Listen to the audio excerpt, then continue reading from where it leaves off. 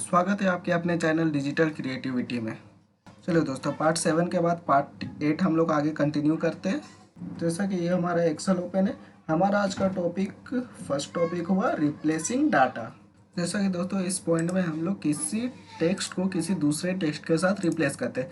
जैसे हमारा यहाँ पे डाटा में है अभी लिखा हुआ। अभी को जैसे कि अगर हम लोग किसी दूसरे टेक्स्ट के साथ रिप्लेस करना चाहते हैं तो सबसे पहले हम लोग यहाँ पे फाइंड एंड सेलेक्ट से हम लोग रिप्लेस में आ जाते हैं। रिप्लेस में आने के बाद जैसे कि हम लोग यहाँ पे फाइंड वर्ड में हम लोग दे देते हैं अभी लिख देते हैं, और यहाँ पे हम लोग आ जाते हैं, यहाँ पे हम लोग अभिजीत लिख देते हैं। तो हम लोग जैसे यहाँ पे रिप्लेस ऑल में क्लिक जैसे क्लिक किए, ये आपका अभी जो लिखा हुआ था ये आपका चेंज हो गया अभिजीत में।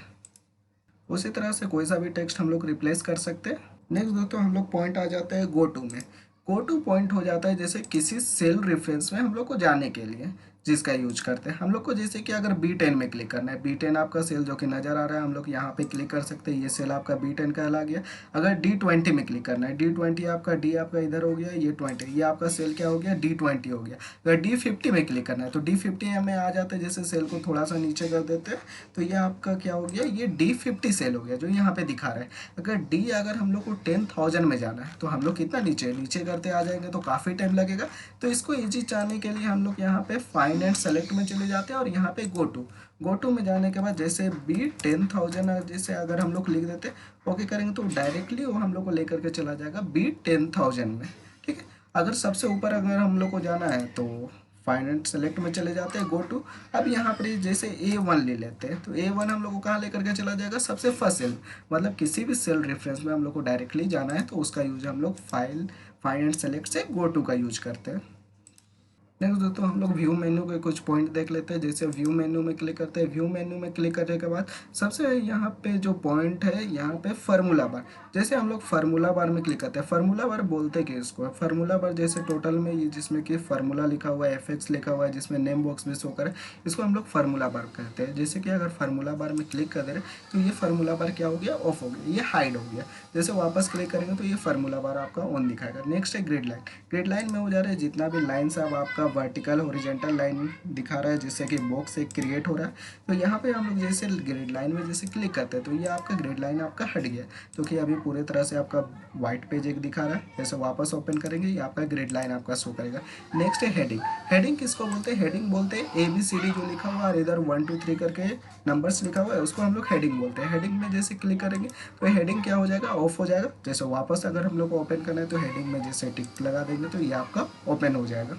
नेक्स्ट दोस्तों हम लोग आ जाते हैं पेज ब्रेक प्रीव्यू में। जैसे सबसे फर्स्ट हम लोग को नॉर्मल, वैसे काम हम लोग को जो कुछ भी होगा वो आपका नॉर्मल पे ही होगा।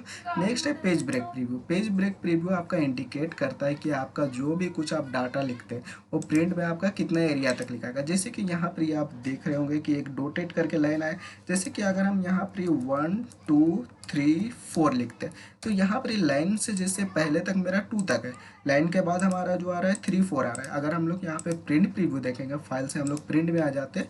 प्रिंट में आने के बाद मेरा जो डाटा लिया है ये आपका 1 2 तक ही लिया है, 3 4 नहीं लिया। 3 4 आपका डाटा वो प्रिंट लेगा लेकिन वो नेक्स्ट पेज में लेगा। यही इंडिकेट करता है कि ये आपका जो पेज ब्रेक प्रीव्यू जितना डाटा आपका इस लाइन के अंदर तक आ रहा है वही एक पेज में आपका प्रिंट लेगा। अगर उसके बाद अगर आप कोई डाटा लिखते हैं तो ये आपका नेक्स्ट पेज, दूसरे पेज में है वो प्रिंट ले। अगर आप चाहते हैं 3 4 को अभी हम लोग फर्स्ट पेज में ही प्रिंट लाने के लिए तो हम लोग पेज ब्रेक प्रीव्यू में चले जाते हैं और यहाँ पर ही जो एक लाइन डॉटेड लाइन करके शो कर रहा है ब्लू लाइन, अगर हम इसको कर देते हैं 4 तक कर देते हैं तो यहाँ पर ही बीच में कोई लाइनिंग नहीं शो कर रहा है, ना ही अगर हम लोग यहाँ पे देखें 4 के बाद वो शो कर रहा है। अगर हम लोग प्रिंट में देखेंगे, प्रिंट प्रीव्यू में चले जाते हैं तो ये आपका क्या हो जा रहा है, 4 तक भी डाटा ये पूरा आपका ले रहा है। जैसा कि हम लोग स्केप करके बाहर आ गए, उसके बाद हम लोग पॉइंट देखते हैं हेडर। हेडर फुटर के लिए हम लोग इंसर्ट मेन्यू में चले जाएंगे। इंसर्ट मेन्यू से हेडर फुटर में जैसे पेज के ऊपर आकर के हम लोग रांची लिख देते। पेज के फुटर एरिया में हम लोग यहाँ पे झारखंड लिख। हेडर फुटर एक तरह से आपका हो जाता है, पेज के ऊपर नीचे एक हेडिंग हो जाता है। जैसे कि हम लोग सबसे पहले किसी सेल में क्लिक करेंगे। सेल में क्लिक करने के बाद फाइल से हम लोग आ जाते हैं प्रिंट ऑप्शन में। तो ये जो भी डाटा लिखे, डाटा के सबसे ऊपर आपका रांची शो कर रहा है और पेज के नीचे आपका झारखंड शो कर रहा है, जो इंडिकेट करता है कि पेज के ऊपर जो भी हम लोग हेडिंग देते हैं ये आपका हेडर एरिया कहलाता है और पेज के नीचे जैसे कुछ भी हेडिंग देते हैं ये आपका फुटर एरिया कहलाता है। इसी तरह से आप पेज के ऊपर नीचे आप हेडिंग का यूज कर सकते हैं। फिर इसे हम लोग स्केप करके बाहर आ जाएंगे। ये हेडर फुटर आपका नॉर्मल पे ये शो नहीं